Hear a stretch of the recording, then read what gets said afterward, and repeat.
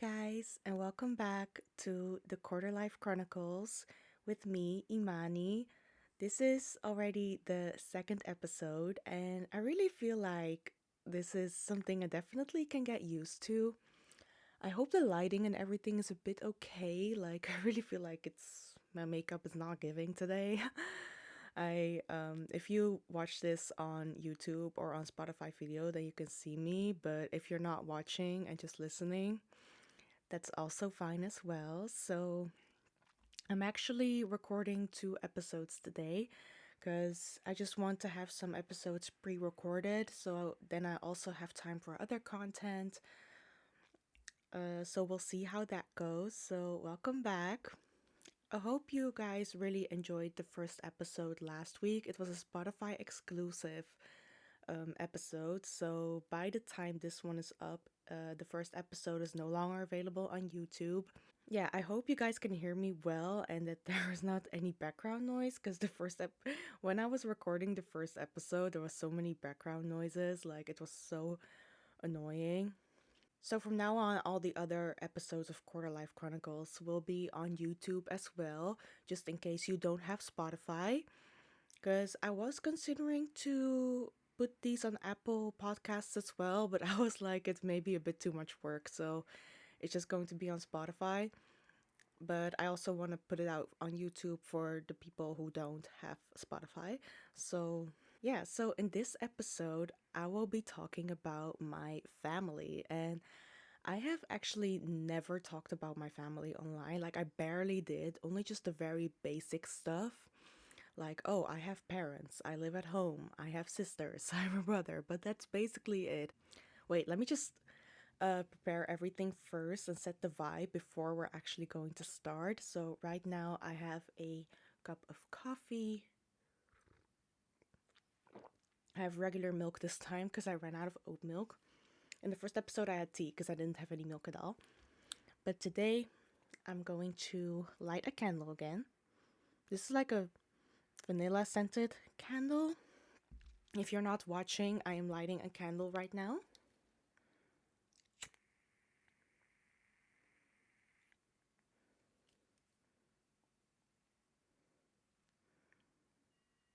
Yes, I just lit up a candle and I'm going to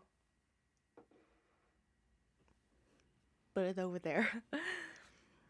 So, yeah, and I have my cup of coffee just to make it like cozy. So, whatever you're doing right now, whether you're on the go or at home or just listening to this on the background whilst you're doing other stuff, I hope you guys enjoy this episode. So, let's keep going. And also at the end of this episode, I will be putting a insight with Imani. Yesterday, I asked if you guys had any questions or topics you wanted me to talk about in my podcast. So I'm going to uh, post that after every episode, so I can do that. Use the questions and topics you guys send me when I record the next episode. I'm sorry, I feel like I cannot really talk today. So let's see how that goes. And actually am recording two podcast episodes today. So let's hope that goes well. I actually also have my iPad over here because I wrote down some things I want to talk about. So I'm actually also going to be starting the podcast with affirmations, just like I did with the first episode. To be honest, guys, I'm low-key a bit scared to also post this episode because like I mentioned before, I never talk about my family online, and that is basically because my family is just very private. They're just very private people, and I just don't blame them. So I just don't blame them, you know. But at the same time, I just love making content, and even right now, I'm just being very unapologetic about everything. Obviously, there's a limit, and I'm not going to put my parents' private business out on the internet because obviously I would never do that. But it's just, there are just some things that I just want to talk about without feeling guilty, if that makes sense. Because at the end of the day, it is my content. I decide what I post, and it's my life, basically. So I know there are definitely going to be also like other family members who will maybe be watching this or listening to this, and they'll probably tell my mom about it, but at this point, I just literally don't even care anymore. So, yeah, I know there are eyes on me, but we're just gonna keep going. So, I'm actually going to start with some affirmations that I found. It's like a morning mantra on Pinterest. Today is a special occasion. I realize my and honor my worth. I am in control. I choose to step into my power. The universe works hard in my favor. I create my dream life every day. I love the growth I will experience today. I always attract miracles and positive outcomes. I release yesterday's burdens and start fresh. Everything will work out. I am a positive presence for everyone I encounter. Today is a great day. So, yeah, that was it. So, for the affirmations of today's episode. So, now we're basically just going to like talk about my family. Like, I'm also still a bit cautious at the same time on what I'm going to tell. So, that's why I also wrote down some things on my iPad, like things I want to talk about. But if you sometimes see me pause, that is because I will sometimes still be overthinking, like, oh, should I talk about this or should I not talk about this? I maybe should have prepared this episode a bit better, but yeah, it is what it is at this point. So a little bit of a backstory. As you guys know, I am ethnically not Dutch. I am born and raised in the Netherlands, and I'm still living here my entire life, but my ethnicity is not Dutch. And sorry, guys, also in this episode, I will not be revealing where I'm from. But yeah, I'm ethnically basically from the Caucasus region, but I'm not gonna say exactly where, but yeah, I am from the Caucasus region, and my parents are there as well. They're fully Caucasian. Yeah, they're fully Caucasian. And so I'm not half or anything. Sometimes people think that, since especially people cannot sometimes really tell where I'm from, because where I'm from, it's not a place you hear every day. So that's why sometimes people think I'm half Dutch, because yeah, since I speak fluently Dutch. But yeah, so my parents and my three older sisters, because I have three older sisters, um, they immigrated to the Netherlands in 1996. And actually, a year later, I was born. Um, I was planned, by the way, but yeah, I was a bit late compared. Like, there's quite a age gap between me and my sisters. So me and my younger brother were actually like late, like later children, I guess. Yeah, um, so yeah, they immigrated to the Netherlands.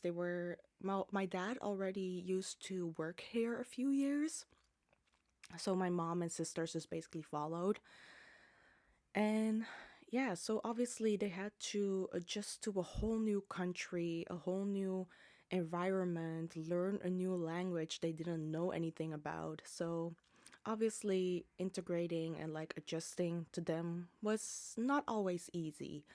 And especially when you have get another kid on the way. Like right when another kid gets born, which is me. So I remember, like, it's not that I got neglected, obviously not, but it's just looking back, I really feel like my family had so much, like, stuff to think about that I sometimes felt like I was being a burden. My mom did say that I used to be quite a difficult child. Like, I was lots of crying, lots of screaming, and everything. So, I even back to so up to this day, I still feel bad about that. But yeah, so obviously I can imagine how stressful it was for them to live in a completely new environment and have another kid to raise. So I also remember, like, obviously my since my sisters are like a bit older, they had their own lives, you know. So they were like starting to become teenagers really when I was born. So they obviously had like their own teenage stuff and didn't want to deal with babysitting their baby sister, which I totally get. So yeah, and also, like, don't get me wrong, like, I definitely got a lot of love from my family, but I can also imagine how hard it was for them to balance life and me. So, um, and yes, like I said, and then 2 years later, after I was born, my younger brother came, and when I was 1 years old, so right before my brother was born, we moved to the house that I'm currently living in. So before that, we used to live like in quite a small apartment. So we were like with seven of us. So like five kids, two parents. You can imagine that's quite a lot. So yeah, like so then we moved into this house, and then even this house like still pretty big and good for like seven people. It still gets crowded. Like even now sometimes when the whole family gets together, since two of my sisters have already moved out, even when everyone gets together, I still get too overstimulated because it's just too crowded. So, yeah, but basically, I was a child who basically got everything I wanted. I was quite spoiled. Even my sisters tell me, like, Imani, you were so spoiled. You got everything you wanted. And I remember if I didn't get something I wanted, I would throw like tantrums. But I think every child does that. But I think with me, it was like worse. So, and yeah, money wise, we were actually doing pretty good. Like, I'm very grateful for that. Like, it's not that we were struggling or anything. So, we were doing pretty good. Like, we're not rich, obviously, but we were like quite middle class, doing all right. Even now, we still are. But yeah, so the thing was like growing up, I was actually like a quite, like I mentioned, I was quite a difficult child, but also in elementary school, like the teachers would really notice that I was quite a different kid compared to everyone else. So it was already like quite known that I was like a bit different. So, and sometimes I also really feel like my parents didn't really know how to deal with me, which I get. Like, I don't blame them because growing up, it also came with like a lot of expectations from my family's side. And yeah, I will get to a bit in more in depth into that later in this episode, but basically my dad had like quite high expectations for me. He wanted me to go like to the best school, like the best high school, since my sister, like, the thing is like we the Dutch school system is so different compared to the rest of the world. So we have like different levels of high school. So my dad obviously wanted to have me in the top, like top level high school. He wanted to get me to the best university. He wanted to, I think he even wanted me to like study medicine and become a doctor, like very high, quite high expectations. So when I was like in sixth grade, like the final year of primary school, it was so difficult. I remember one time because I really wanted to go to this specific school, and it was a little bit of a lower level than like the top level. It was still good, but like obviously not the highest. And obviously my dad didn't like that, and he really wanted me to like go to the best like school there was because my sister also went there. And but yeah, like you had to like this do this test in primary school that like determined which level of high school you could go to. And so yeah, out of that test it showed that like I didn't have like a high score to go to the top school. So then my parents were like okay with that, and like okay, you can go to the school you want to go to. What I really noticed is that like my sisters would actually mostly do what my dad said, and I was actually basically the first child who was like standing up for herself and saying like, yo, this is what I want. So, and I think my family definitely wasn't used to that. And I also come from a culture where it's like, the father is the boss at home and things like that. You have to honor your parents and like listen to them and stuff like that. So, yeah, but like I was like quite stubborn in the sense like I know what I want, and like now everything is okay, and like my family has become definitely a lot more accepting on what I want to do.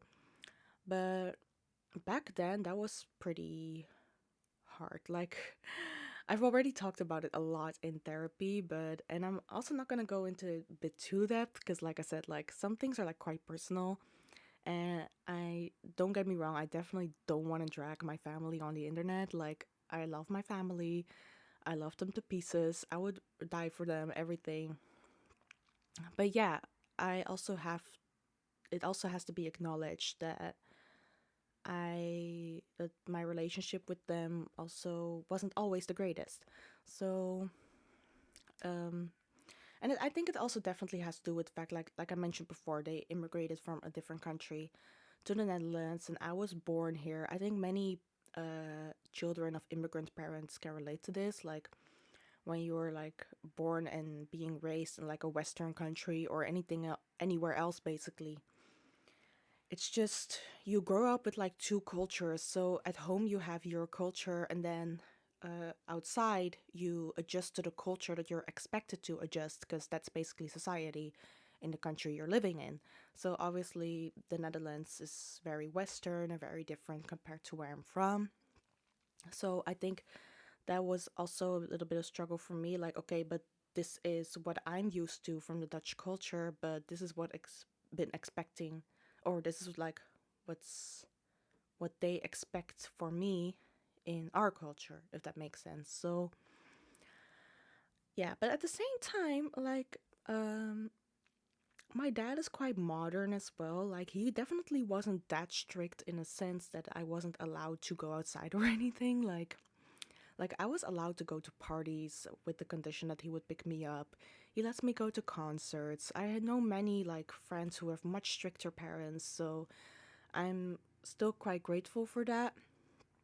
That I still got to do a lot of stuff, and obviously now I'm older, like I can do a lot of things.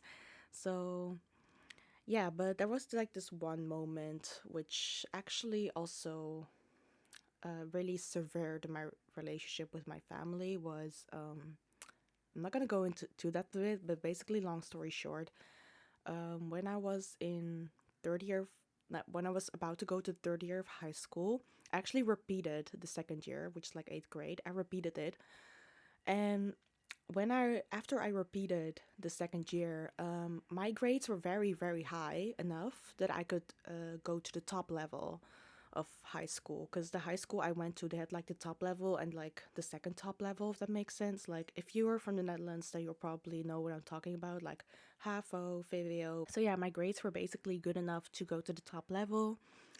Obviously my parents were very happy, but to be honest, it's just something I didn't want to. And I also felt very misunderstood at the time by everyone around me. Also, like classmates, they were like, "Why would you throw away such chance of going to the top level?" And everyone would like do anything to be in my place. So lots of people like found me like ungrateful that I didn't want to do that. So obviously, when I was like, I don't want to go to the top level, it basically came with a lot of consequences, like taking away my freedom, taking away my electronics. Like, maybe sounds like a first world problem, but I was 14 at the time. So, yeah, so basically, if I wanted to keep my freedom, and there was a lot more, but I'm not going to tell that. Um, I basically had to do what my dad said. So I went to the top level, and also my tutor at the time in high school also wasn't really quite helping, because he was like, he sort of had a I don't care what's going on at your family's house, like that's a home issue. I'm gonna stay out of it, which actually is quite a bad attitude if you ask me. Like a tutor should also like talk to parents and talk about what's best for their child and stuff. But that tutor at the time just really didn't give a shit. So yeah, I went to the third year of high school in the top level class, and I just really wasn't happy. And you would think like that's where it ended, but no, it didn't end there. Like then my dad especially also really had expectations on me to have like good grades, like high grades. If I would fail one thing, then he would also like do the consequences I mentioned before.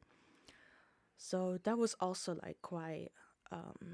I remember there was this one night where he saw that I failed this one test and he took away my phone immediately. And It was so bad, and obviously my mom talked him out of it and he gave it back, but and then he kept like, checking my grades a lot. So I was just basically walking on eggshells the entire time.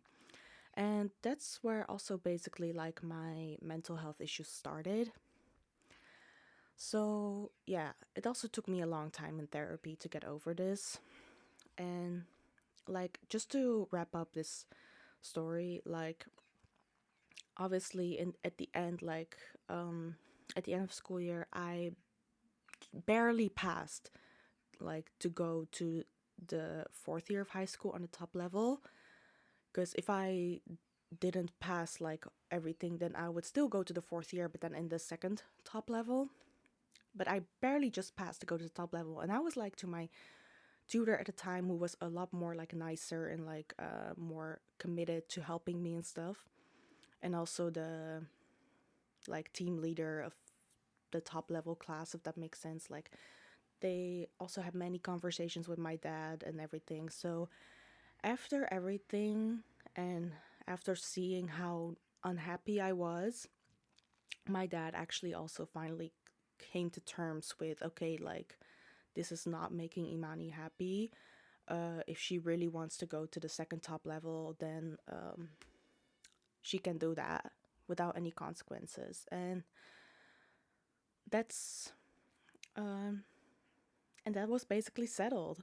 That's where things actually got better. Like I cannot really pinpoint exactly where things were getting better, but yeah, I was just since I was just basically doing my own thing, like everything would get really better. But like that whole situation also like damaged me in a sense that, yeah, I really felt like everything that I had to do, or like also with my relationships with everyone, it was also all conditionally. Because I remember my family would always say stuff to me like, oh, but we've done so much for you, we've done this for you, we've done that for you, if I was like going against something that I didn't like. So I really also noticed that that became a pattern in my relationships and friendships, that I was becoming very people pleasing, because I was like, if I stand up for myself, then there will be consequences. That's basically what that whole situation taught me. So that's why I was just very, I think that's why it also became an easy, why I became an easy target to be bullied. Because I also mentioned it in the first episode, like I was bullied for 10 years in total. So that's why I really was like, and I also really didn't have a lot of friends at the time when that whole situation with my family happened. So I also felt like I was completely like on my own. Like I was never loved anywhere, if that makes sense. Like I know my, even now sometimes my family says, yeah, we just wanted the best for you and stuff. But, and I totally get that. But at the same time, it really did quite damage me. And it also took a long time for them to come to terms to that. Like, okay, we did fuck up.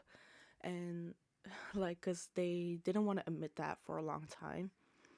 So, but like I mentioned before, like everything is so much better right now. I'm having a much greater relationship, especially with my dad. Like, me and my dad are like this, and he's always there for me and everything. Like, even though he is quite emotionally distant, my dad, like, I cannot really talk about my mental health issues with him because he just all thinks that is bullshit. Maybe that's also where my daddy issues come from. But yeah, like, we're still very good. And also, with me and my sisters, especially since I got older, so I can like um, relate more to certain issues my sisters had. Like, it is just easier for me to talk with them and stuff, and I can just talk to my sisters about basically a lot of things. And also with my mom, I have like a great relationship with her, but what I just find really unfortunate is I cannot really talk to her about a lot of things. Like, I also don't want to go into depth with that too much because I know that my mom sometimes watches my videos. If you're watching, mom, hi, I love you and sorry. But yeah, like, yeah, it's just sometimes there are just like, sometimes that's why I also really envy people who can basically talk to their parents about anything and that nothing is like taboo or anything. Like, I really envy that because maybe some of you guys will think, well, you can just tell them, right? I'm like, no, like where I'm from, I cannot do that.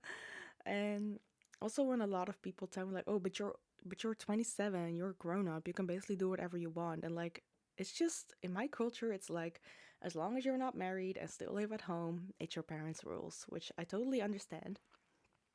But also don't get me wrong, like at the end of the day, I would definitely go through fire for my family. Like, I wouldn't trade them for anything else in the world. It would just break my heart if something would happen to them or if I would lose them or like anything, if our contact would be so severed. Like, I love my family to death and everything. And yeah, family is just very important to me. And it's also like part of my culture as well. Like, sometimes what I really struggle with, like Dutch mentality, is like Dutch culture is so individualistic and like it's like everyone is for themselves. Like, people just cut off their family as if it's nothing. And like, obviously, I wouldn't, even though I've had issues with my family, I would never ever cut them out of my life completely unless it was very, very toxic. But it never was that toxic, so I would never do that. So,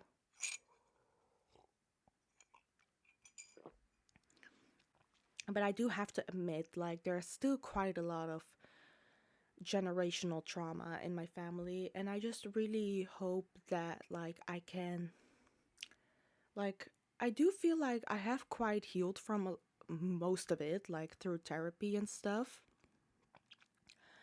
But obviously, I really want, like, have a family of my own later. I would love to have kids, and I would love to break that pattern of generational trauma because in a future episode, I will be talking about like my mental health and stuff, but I definitely feel like my family also definitely had a lot of issues, but they just rub it under the rug. And since we're quite religious, it's always like, oh, just pray and everything will be fine. But yeah, I just still believe that therapy really like works for me and stuff. So yeah, I really would love to break that pattern of the generational trauma and like be the best mom I can like be for my children. Like, even though my mom did an amazing job at raising us, like she raised like 5 kids, and our parents gave us so many like good things. They raised us in very like, they raised us to become like the independent people we are today. They, since my dad found education very important, we all are very highly educated. So they really wanted the best for us and they really want us to be happy and be in a good place. So I will always be very grateful for that they taught us that. So yeah, but at the same time, I also want to do things a bit differently when I have my kids. Like, I would not want my kids to feel like that they cannot tell me anything. Like, I really want my kids to know that nothing is taboo. They can like come to me about anything and I will always support them in whatever they do, even if it's not always something I agree with. Like, I just want my kids to be happy. And yeah, and since I have a history with mental health, I don't want to pass it on to like the next generation. So that's why I've also been in therapy a lot. And I hope I can finally close off therapy this year because it's been so long. So yeah, I have another therapy session next week. So yeah, I'm basically just going to end it here, and I'm actually going to um, start with the Inside with Imani. And someone actually asked, which also really follows up greatly on what I was talking about with therapy. How can I make therapy work? And I think this is a good one because a lot of people sometimes just don't want to go to therapy because they feel like, oh, it's not going to work, or they have like several bad experiences with therapists and other stuff. So, how I make therapy work is, I think the most important thing, first of all, is find a therapist that can be a match to you. And I definitely was like quite lucky with my current therapist. I also had several therapists before, but like the one I have right now is currently the best. Like, you should have a therapist that's not judgmental, who listens and really knows what they're doing. So, and also a therapist that gives you the freedom and the space to talk about what you want and your needs, and that they listen to that, and not that they're going to dictate, like, oh, but I know what's best for you. So I think that's just basically the most important thing. And also, another way to make it work is like you really have to put in the work, you know?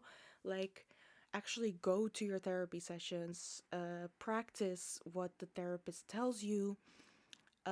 If you probably need medication, consider it. Like, the thing is, I also really refused to go on meds for years, but now actually, since I've started taking meds, I really feel like it's helping me a lot. So, to definitely discuss that with your therapist or psychiatrist or anything. But just basically, long story short, to make therapy work is you also have to put in the work.